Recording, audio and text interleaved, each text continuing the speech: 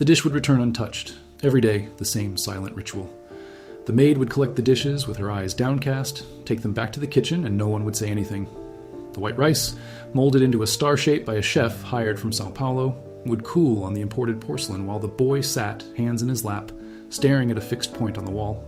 He was 6 years old, his name was Bernardo, and for weeks he hadn't eaten more than 2 or 3 pieces of bread a day.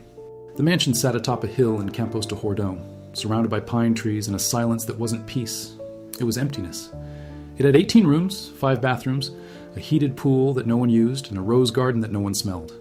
Everything there was too big for the 2 remaining people. Renato, the father, lived a life of meetings, phone calls, and trips that lasted for days. When he was home, he walked the hallways with the phone glued to his ear and his tie loosened, like someone who inhabited his own body out of obligation.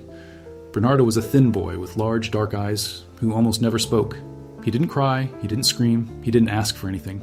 He sat at the table when told, stayed there as long as they expected, and then went back to his room where he spent hours lying on the floor drawing with crayons on sheets of brown paper.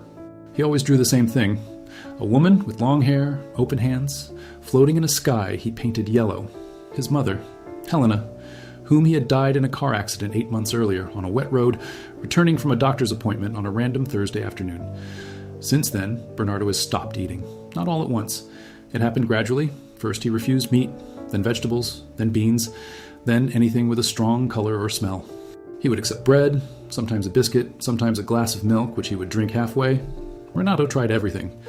Nutritionists, child psychologists, occupational therapists, an expert in eating behavior who came from Rio and stayed 3 days at the house, observing the boy as if studying a rare animal. None of them achieved anything. Bernardo just looked silently and pushed the plate aside with his fingertips. Renato no longer knew what to do. In fact, he didn't know what to do with anything. Since Helena was gone, he had managed his own life as he managed his company's, with cold efficiency, delegating what he could, resolving the rest with money. But money didn't feed his son, and he knew it. He also knew that there was something in Bernardo's silence that was greater than hunger. It was a refusal, a silent way of saying that the world without his mother wasn't worth the effort of being swallowed. It was the driver who suggested it. Dona Carmen, a 60-year-old woman who had been driving the family car for over a decade, said one afternoon, almost by chance, while taking Renato to the airport, "Doctor, my neighbor's niece works at a municipal daycare center in Taubaté. They say she has a way with children that no one can explain. Even boys who don't speak start talking around her. I don't know if it's any use, but you've already tried so many things." Renato didn't answer. He remained silent the entire way. But that night, when he returned home and found Bernardo sleeping on the bedroom floor with his face resting on a drawing by his mother, he felt something crack inside his chest. He called Dona Carmen the next day. Her name was Lucia. She was 26 years old with dark skin, small hands, and a face that always seemed a little tired but never sad. She lived in a 2-room apartment in downtown Taubaté, shared expenses with a friend, and worked at the municipal daycare center earning little more than minimum wage. She didn't have a teaching degree. She had completed 2 years of college, but dropped out when her mother fell ill, and she had to take care of her alone. Her mother died 2 years later. Lucia was left with the debts, the empty apartment, and a skill that no resume could describe. She understood children, not with theory, with presence. When Dona Carmen called and explained the situation, Lucia hesitated. A millionaire, a mansion in Campos de Jordão, a boy who wouldn't eat. All of that seemed too far removed from her world. But something in the boy's description, the silence, the drawings, the refusal, touched an old nerve in her. She knew that kind of pain. The pain that doesn't scream, that shrinks, that gives up on the world without making a sound. He agreed to go, just to see it. She arrived on a Tuesday morning by bus, with an old backpack on her back and worn-out sneakers on her feet. The maid opened the gate and looked her up and down, with that kind of silent assessment that ordinary people receive when they enter places that weren't made for them. Lucia said nothing. She went in, wiped her feet on the doormat, and waited in the living room. Renato appeared 15 minutes later, still on the phone. He hung up, glanced at her quickly, and said, "Are you the girl Carmen recommended?" Lucia nodded. He explained the situation in short, objective sentences, like someone giving a briefing. "The boy isn't eating. We've tried everything. If you can find something, the salary won't be a problem." Lucia listened without interrupting. And when he finished, she asked only one thing. "Can I see his room?" Renato found it strange, but he took it. The room was enormous, full of expensive toys still in their boxes, a single bed with white sheets, and on the floor, scattered like a secret carpet, dozens of drawings made with crayons. All of the same woman, all with the same yellow sky. Lucia bent down, picked up one of the drawings, and stared at it for a long time. Bernardo watched from the doorway, not understanding what she was looking for. Lucia said nothing about the drawings. She put the paper in her coat pocket and asked, "Where is he now?" Bernardo was on the back porch, sitting cross-legged on the cold floor, looking at the trees. Lucia approached slowly, without speaking. She sat down beside him on the same floor, in the same position, and stayed there, in silence, looking at the same trees. 10 minutes passed, 20. Bernardo turned his head once, looked at her with those enormous eyes, and looked ahead again. Lucia didn't smile, didn't try to talk, didn't offer anything. She just stayed. After nearly 40 minutes, she stood up, brushed the dust off her trousers, and said softly, without looking at him, "I'll be back tomorrow." And she left. Bernardo was furious. He paid for the transportation, offered a generous salary, and she didn't even try to feed the boy. He called Dona Carmen that night and said that perhaps it would be better to look for someone else. Carmen calmly replied, "Give me one more day, doctor. Just one more." Lucia returned the next morning. This time she brought a paper bag. She didn't go to the kitchen. She didn't speak to anyone. She went straight to the veranda, sat in the same spot on the same floor, and took out of the bag a plastic container with white rice, plain beans, and a fried egg. Home-cooked food that smelled of real cooking. She opened the container, placed it on the floor between the two of them, and began to eat with a metal spoon, slowly, without rushing, without looking at the boy. Bernardo didn't eat anything that day, but he looked at the pot. He looked at it more than once. On the third day, Lucia brought the same pot. She sat in the same place. She ate in silence. This time she also brought a yellow crayon and a sheet of paper. After eating, she began to draw. She drew a tree. Simple, crooked, almost childlike. She left the paper on the ground and went away. The next morning when he arrived, the paper was no longer there. And in its place there was another drawing, a drawing by Bernardo, a tree next to a woman with long hair. And for the first time in months, next to the woman, there was a second figure, smaller, still faceless, but it was there. Lucia felt her eyes burning. She put the drawing in her pocket and sat down on the floor. By the second week, Bernardo was already waiting for her on the balcony. He didn't speak, but he waited. He would sit down before she arrived, look at the gate, and when he saw her coming in with the paper bag, something on his face would move. It wasn't a smile, but it was the beginning of something. On the 9th day, it happened. Lucia opened the pot, began to eat, and Bernardo reached out his hand, slowly as if testing the water temperature before getting in. He took the spoon from her hands and brought some rice to his mouth. He chewed with his eyes closed. He swallowed. And then he ate some more. Lucia didn't celebrate. She didn't say anything. She remained there, sitting looking at the trees, as if nothing extraordinary had happened. But inside, she knew that something had just changed. It wasn't just about food. It was about trust. It was about presence. Bernardo didn't need a nutritionist. He needed someone who would stay, someone who wouldn't try to fix things, someone who would simply be there, on the ground, in the silence, in the cold, without asking for anything in return. Bernardo found out from the maid. He ran downstairs, found the empty jar on the balcony, and stood there, unable to process what he saw. He called Lucia that night, and for the first time, his voice wasn't that of a businessman, it was that of a father. "What did you do?" he asked, almost in a whisper. Lucia replied, "Nothing. I just stayed." From then on, Lucia started going every day. Bernardo offered her a room in his house, a salary 3 times higher than what she earned at the daycare, and a formal contract. Lucia accepted the job, but refused the room. She said she preferred to commute, that the distance was part of it. As the weeks passed, Bernardo began to change. Not dramatically, not like in the movies. He changed slowly, like a plant that receives water after a long drought. First he ate more.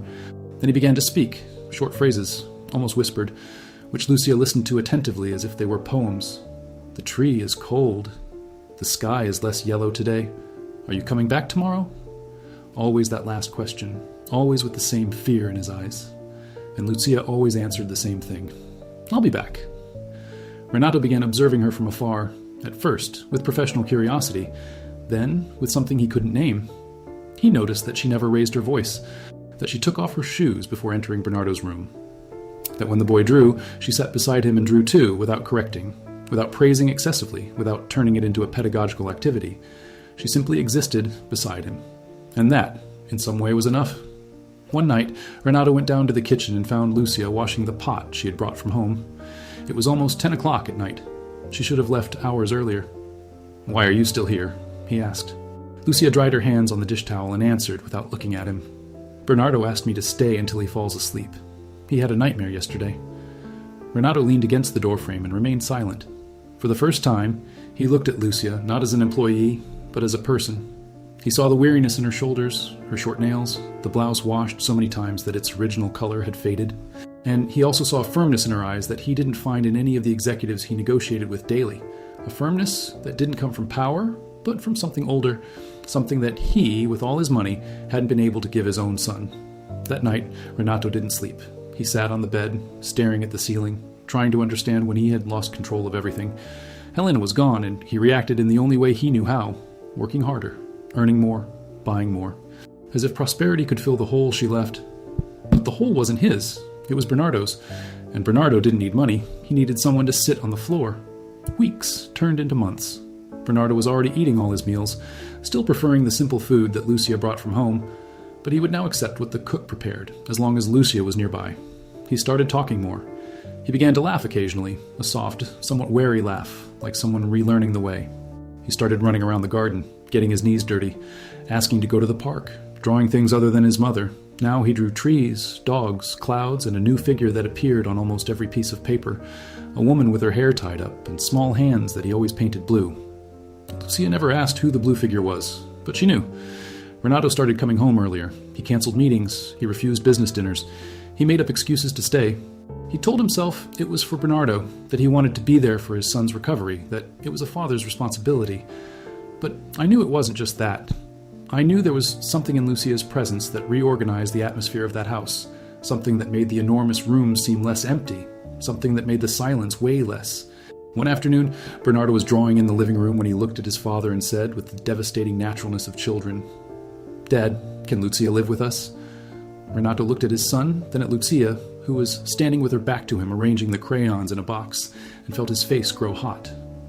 Lucia pretended not to hear, but her hands trembled as she closed the box. That night, after Bernardo fell asleep, Renato found Lucia on the balcony, in her usual spot, sitting on the cold floor. He sat down beside her. It was the first time he had done this. They remained silent for a long time, listening to the crickets and the wind in the pine trees. Then, Renato said, looking ahead, "I don't know how you do it." Lucia asked, "Do what?" And he replied, "Make things seem possible again." Lucia didn't answer, but she stayed. Things between them happened slowly. Like everything that is true, there was no grand declaration, no movie-worthy kiss, no moment when the millionaire knelt and begged forgiveness for being slow to see. There were only gestures. A coffee? He started leaving ready for her every morning. A blanket she placed over his shoulders when he slept on the sofa. A look that lasted a second longer. An interrupted sentence. A hand that almost touched but recoiled. And then, one day, without warning, it touched. And stayed. There was resistance, of course. Renato's family disapproved. His sister Beatrice bluntly stated that it was indecent to hire a poor girl and get involved with her. That it seemed like taking advantage of her. That Helena had barely been dead for a year. That the family name would be dragged through the mud. Renato listened to everything in silence, like Bernardo did when he didn't want to eat. And when his sister finished, he simply said, "My son started eating again. He started laughing again. He started living again. You can call it whatever you want. I call it an answer." Lucia also faced judgment. Her colleagues at the daycare said she was lucky, that she had found a shortcut, that anyone in her place would have done the same. Lucia didn't argue. She just kept doing what she did. She kept arriving early. She kept sitting on the floor. She kept bringing food in a plastic container, even when there was already a whole kitchen at her disposal, because she knew that for Bernardo, that container meant more than food. It meant consistency. It meant that someone always came back. A year later, Lucia moved into the house. Not into the guest room, into Renato's room. Bernardo was the one who arranged the space in the drawer for her clothes, with the seriousness of someone performing a sacred task. He put a new drawing on the bedroom wall, 3 figures holding hands. One large, one medium, one small. The sky, for the first time, wasn't yellow. It was blue. Renato stared at that drawing for a long time. Then he looked at Lucia, who was in the doorway with Bernardo hanging from her waist, and felt something he hadn't felt in a long time. It wasn't happiness. It was something before happiness. It was permission. Permission to start over. Permission not to have all the answers. Permission to need someone who had nothing but presence, and to understand that that was all. That night, the 3 of them ate dinner together on the veranda, sitting on the floor with a plastic pot in the center. Bernardo ate 2 portions of rice and beans. Then he asked for more. Then he rested his head on Lucia's shoulder and said, almost asleep, "You're coming back tomorrow, right?"